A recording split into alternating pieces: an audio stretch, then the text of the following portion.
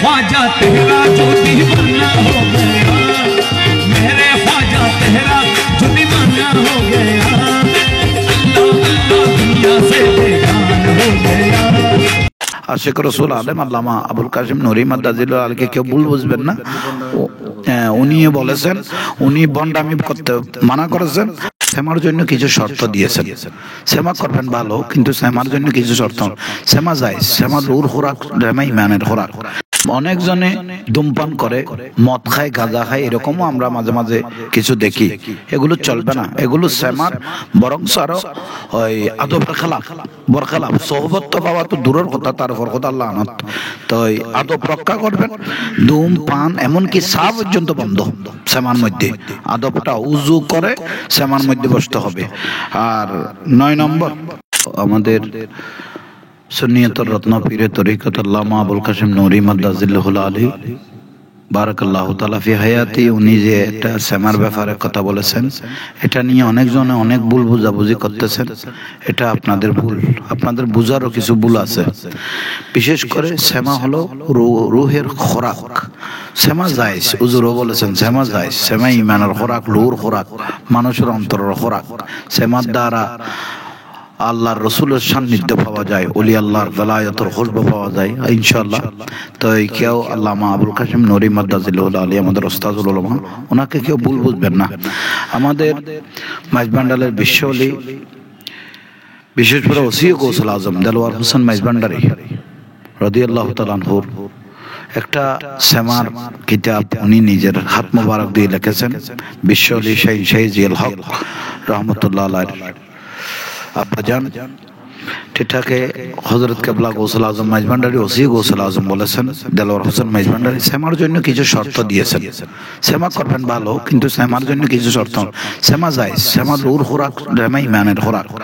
বিশেষ করে 1 নম্বর, সেমার জন্য একটা নির্ধারিত জায়গা রাখবে, পবিত্র স্থান সেমার জন্য। এই 2 নম্বর হলো অন্তর পরিশুদ্ধ, মন মানসিকতা আলহামদুলিল্লাহ এটা ঠিক থাকতে হবে। আর পাকাপোক্ত একজন মুসল্লি হতে হবে, নামাজ কালাম থাকতে হবে। এটা হলো মূল বিষয়। নামাজ কালাম নাই, এমনি সেমার মধ্যে ফালাইতেছেন, এটা হবে না। সেমার মধ্যে নামাজ কালামগুলো ঠিক থাকতে হবে। 4 নম্বর, পীর সাহেব উপস্থিত থাকতে হবে। পীর যদি না থাকে, পীরের সোহবতওয়ালা औलाद পাক ও কেউ যাকে খেলাফত দিয়েছেন এরকম ব্যক্তি থাকলো আলহামদুলিল্লাহ এই জায়গার মধ্যে খুশবু আসবে ইনশাআল্লাহ। এটা হলো মূল বিষয়।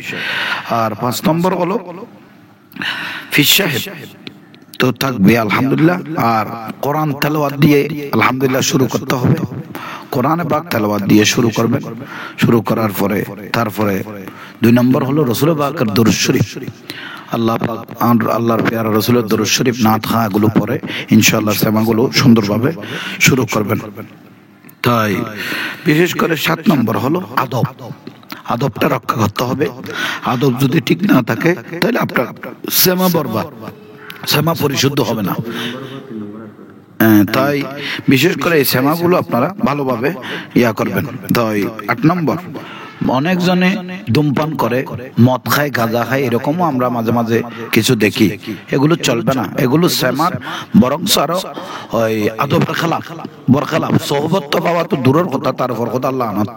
তো আদব রক্ষা করবেন। ধূমপান এমনকি চা পর্যন্ত বন্ধ সেমার মধ্যে। আদবটা উজু করে সেমার মধ্যে বসতে হবে।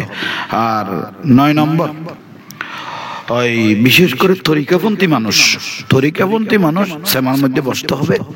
তরিকাওয়ালা যারা তসবিহ তাহলিল সবক আদায় করেন এরকম মানুষ সেমান বসবেন। সেমার খুশবুটা চলে আসবে ইনশাআল্লাহ। এটা হলো মূল বিষয়। আর 10 নম্বর হলো নাবালক শিশু, ছোট বাচ্চা যেন সেমার মধ্যে না বসে।